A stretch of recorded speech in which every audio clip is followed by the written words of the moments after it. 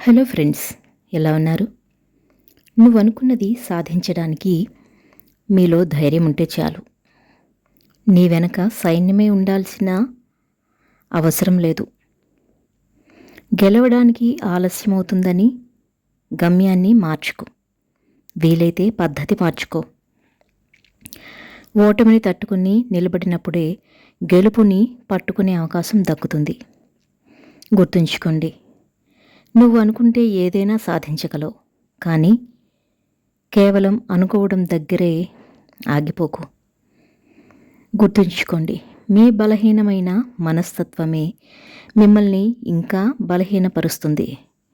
మీరు ఏదో ఒక అద్భుతం సాధించేంత వరకు మీ అంతరాత్మ కూడా మిమ్మల్ని నమ్మదు. అది నువ్వు చేయగలవని. ఒక వ్యక్తి ఏ పొరపాటు చేయలేదు అంటే అతను ఏ ప్రయత్నము చేయనట్లే, అవునా?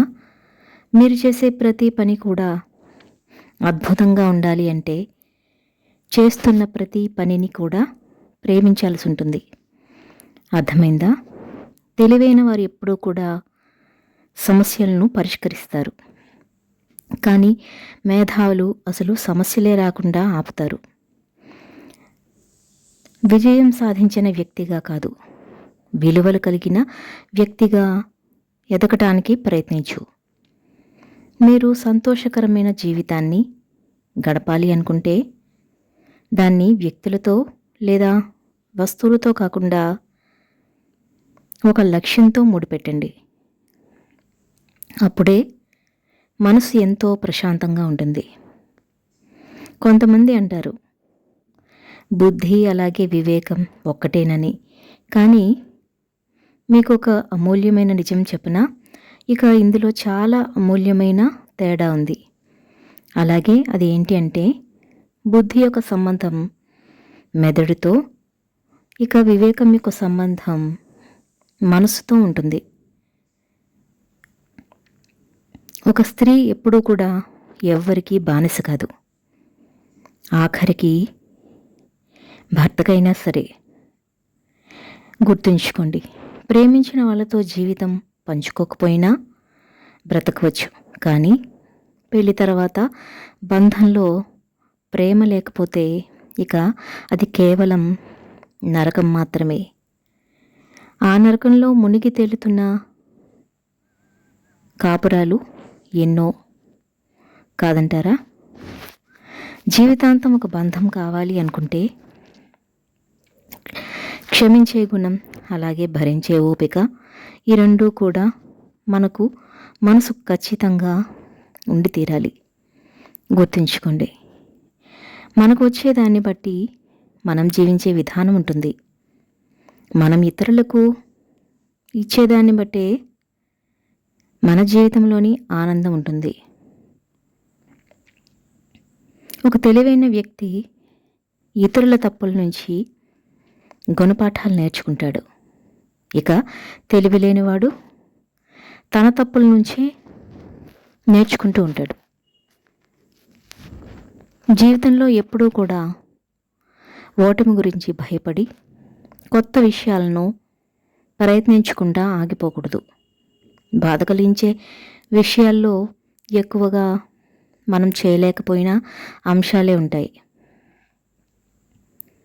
ఈ రోజుతో మీ జీవితం పూర్తయిపోతే ఏ పనులు చేయకపోయినా పర్వాలేదని అనుకుంటారో అలాంటి పనులు మాత్రమే రేపటికి వాయిదా వేయండి. జీవితంలో ఆనందాన్ని అందించే ఒక తలుపు మూసుకుంటే మరో తలుపు తెరుచుకునే ఉంటుంది. కానీ మనం మాత్రం ఆ మూసిన తలుపు వైపే చూస్తూ మన కోసమే తెరిచిన తలుపును చూడకుండా వదిలేస్తూ ఉంటాం, అవునా? జ్ఞానం అనేది ఒక సాధన, కానీ సత్యం దిశగా చూపేది కేవలం కృతజ్ఞత మాత్రమే. మీ ముత్తాతలు ఏం సాధించారు అనేది అప్రస్తుతం. ఎప్పటికైనా కూడా నీ ఎదుగుదల మాత్రమే నీది. గుర్తుంచుకోండి, ప్రతి ఆలోచన కూడా మన మీద తప్పకుండా ఏదో ఒక ప్రభావం చూపుతుంది.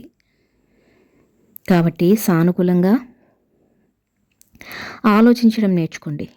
బానిసత్వానికి అలవాటు పడ్డవాడు తన బలాన్ని ఎప్పటికీ కూడా గుర్తించలేడు. బాగు కోరేవాడు కోపగిస్తాడు. మోసగాడు నవ్వుతూ నీ చుట్టే తిరుగుతూ ఉంటాడు. ఇక సూటిగా చెప్పేవాడు శత్రువు అవుతాడు. మాయమాటలు చెప్పేవాడే మిత్రుడవుతాడు. రోజుకి ఒక్కసారైనా అనిపిస్తుంది, ఏంటి ఈ జీవితం అని. అనుకున్నంత మాత్రాన మారదని కూడా తెలుసు. కానీ అలా అనుకోకపోతే లోపల ఏదో భారంగా ఉంటుంది. అవునా? సీతమ్మ రావణుని కోరలేదు, విధేవారిని కలిపింది. రాముడు సీతమ్మని అడవిలోకి రమ్మని బ్రతిమాలలేదు, తనే అతని వెంట కదిలింది. కోరితేనో బ్రతిమలాలితేనో మనతో ఉండేవారు బహుశా ఎప్పటికీ మన వాళ్ళు కాలేరేమో. కాదంటారా? ఒక ప్రాణం లేని డబ్బు ఇచ్చే ధైర్యం ప్రాణమున్న మనుషులు ఇవ్వలేకపోతున్నారు. అవునా? కదిలే మేఘాలను కట్టి బంధించాలి అనుకోవడం ఎంత అవివేకమో. మనల్ని కాదు అనుకుని వెళ్ళిన బంధాలను పట్టుకుని వేలాడడం కూడా అంతే అవివేకం. గుర్తుంచుకోండి. విడిచే ఉద్దేశం లేనప్పుడే మరొకరి చెయ్యి పట్టుకోవాలి. అవసరం కోసమో ఆనందం కోసమో మరొకరి జీవితంలోకి వెళ్తే నువ్వు వదులుకున్నట్లు అవతలి వాళ్ళు వదులుకోలేకపోవచ్చు. గుర్తుంచుకోండి. మితిమీరిన నమ్మకం ఎంతో ప్రమాదకరమైనది. నమ్మకం ఎంత బలపడితే నమ్మక ద్రోహం కూడా అంతే గట్టిగా తగులుతుంది. గుర్తుంచుకోండి.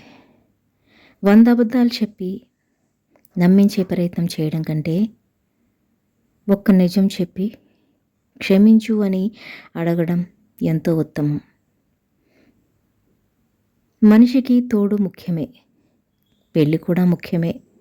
కానీ అర్థం చేసుకోలేని తోడు ఉన్నా ఒకటే, లేకపోయినా ఒకటే. ప్రేమ లేని పెళ్ళి, పాడ మీద శవం రెండూ ఒకటే. కట్టుకున్న భార్యను ఒక్కసారి ప్రేమించి చూడు. జీవితాంతం నిన్ను గుండెల్లో పెట్టుకుని చూసుకుంటుంది. ఆడదాని మనసు చాలా పిచ్చిది. కాస్త ప్రేమ చూపిస్తే చాలు ఉప్పెంకిపోతుంది. కానీ కోపం చూపిస్తే గుండెలు పగిలేలా ఏడుస్తుంది. భార్యని ద్వేషించే వారి బ్రతుకు ఎప్పుడూ కూడా భారంగానే ఉంటుంది. కాబట్టి కేవలం ప్రేమిస్తూ ఉండండి. అప్పుడంతా ఆనందంగా ఉంటుంది.